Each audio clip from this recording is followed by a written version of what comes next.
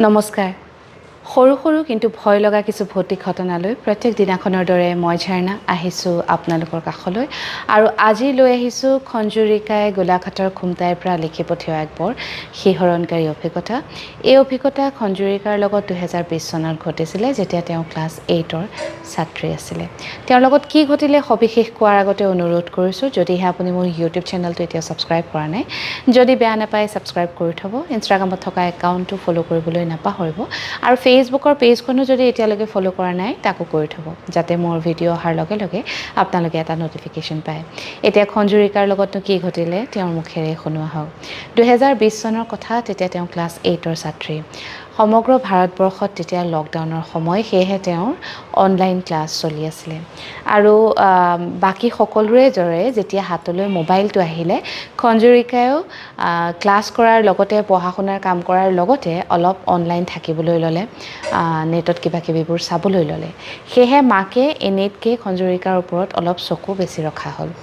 এদিনাখনৰ কথা, তেওঁ নিশা প্ৰায় 8মান বজাত নিজৰ ৰুমত টেবুলত বহি কিবা মানে তেওঁলোকৰ স্কুলৰ গ্ৰুপত কিবা মেছেজ আহিছিলে, কিবা মানে হোমৱৰ্ক আছিলে, সেইখিনি চাই কৰি আছে।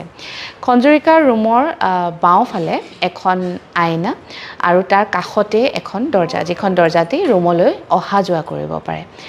খঞ্জুৰিকাই তেতিয়া অনুভৱ কৰিছে তেওঁক কোনোবাই যেন সেই দৰ্জাখনেৰে চাই আছে। খঞ্জুৰিকাই তেতিয়া ভাবিলে যে মাকে নিশ্চয় চকু ৰাখিছে, সদায় ৰখাৰ দৰে। সেয়েহে তাই আৰু বেছি গুৰুত্ব দি পঢ়িবলৈ চেষ্টা কৰিলে, যাতে মাকে গম পাওক যে তাই পঢ়ি আছে। এনেও তাই পিছে পঢ়িয়ে আছিলে বোলে। তেতিয়া কিবা এটা মানে ড্ৰয়িং কৰি থাকোঁতে তাইৰ হাতৰ পৰা পেঞ্চিলডাল পৰি গ'ল মাটিত আৰু লগে লগে তাই পেঞ্চিলডাল উঠাবৰ কাৰণে তলমূল কৰোঁতে তাই দেখিছে যিজনী মানুহ থিয়হি আছিলে, যাক তাই মানে মাক বুলি ভাবিছিলে, তেওঁ আচলতে মাক নহয়। কাৰণ মানুহগৰাকী থিয়হি আছিল ঠিকেই, কিন্তু মাটিত তেওঁ ভৰিহাল লাগি থকা নাছিল। মানুহগৰাকী যেন মাটিৰ পৰা অলপ ওপৰত আছিলে, যেন মানুহগৰাকী উৰি আছিলে। সেই দৃশ্য দেখাৰ লগে লগে খঞ্জুৰিকাৰ বিৰাট বেছি ভয় লাগিলে আৰু তেওঁ ভয়ত চিঞৰিবলৈ আৰম্ভ কৰিলে। কিন্তু আচৰিত ধৰণে কাষৰ ৰুমটোতে থকা মাক আৰু ভায়েকে খঞ্জুৰিকাৰ চিঞৰ শুনা নাই।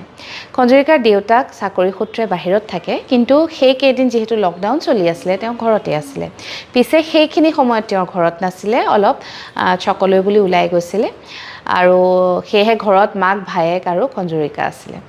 তাৰপিছত সেই চিঞৰ বাখৰবোৰ কৰাৰ পাছত খঞ্জুৰিকাই অনুভৱ কৰিছে তেওঁৰ হাত দুখনত কোনোবাই ধৰি বাহিৰলৈ টানি চুচৰাই লৈ গৈছে আৰু ছোৱালীজনী সঁচাকৈ চুচৰি যোৱা মাক আৰু ভায়েকে নিজ চকুৰে দেখাও পাইছে। তেওঁলোকৰ ৰুম দুটাৰ লগতে কৰিডৰটো আছে আৰু সেই কৰিডৰটোলৈ পিছফাললৈ লৈ মানে মূল দৰ্জাখন আছে, পিছফালৰ দৰ্জাখন আৰু আগফালৰ দৰ্জাখন সেই কৰিডৰটোৰে সংযুক্ত হৈ আছে আৰু খঞ্জুৰিকাক খুব জোৰেৰে কোনোবাই পিছফাললৈ টানি লৈ গৈছে।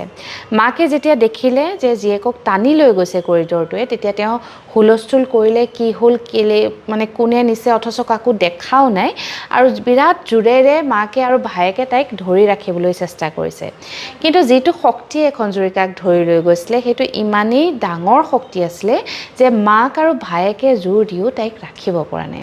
তাৰপিছত সেইখিনি সময়তে ভগৱানৰ কৃপাত যেতিয়া দেউতাক আহি পালে, দেউতাকে যেতিয়া দেখিছে মানে ল'ৰা ছোৱালীহালক লৈ মাকে কিবা এটা মানে ষ্ট্ৰাগল কৰি আছে, তেতিয়া তেওঁ আহি পেলাই ল'ৰালৈকে তাইক ধৰিছে, খঞ্জুৰিকাক ধৰিছে আৰু ধৰি একেচাতে টানি আনি তাইৰ ৰুমত সোমাইছেহি। তাৰপিছত সুধিলে, কি হ'ল, কিহৰ কাৰণে তহঁতে এনেকৈ হুলস্থুল কৰিছ? তেতিয়া খঞ্জুৰিকাই কথাখিনি ক'লত দেউতাকে কি ক'ব, একো ধৰিবও পৰা নাই। বোলে তাই শুই আছিলে, সপোন দেখিছ বুলি ক'ব, সেইটোও নহয়, তাই পঢ়ি আছিলে আৰু মাকেও দেখিছে তাইক চুচৰাই নিয়া। গতিকে কথাটো অলপ তল পেলাবৰ কাৰণে দেউতাকে মানে বেলেগ ধৰণৰ কিবা কিবি কথা কৈ কথাখিনি অলপ তল পেলালে আৰু ক'লে যে সোনকালে তই ভাত খাই শুই থাক, আজি পঢ়িব নালাগে।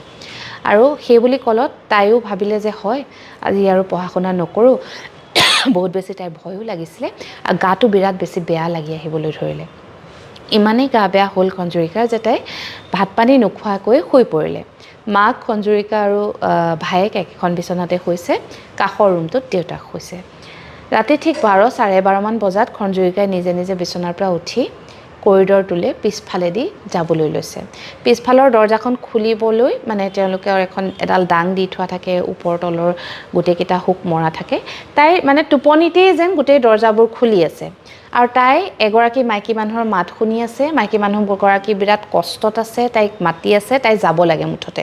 গতিকে তাই দৌৰা দৌৰিকৈ দৰ্জাখন খুলিছে।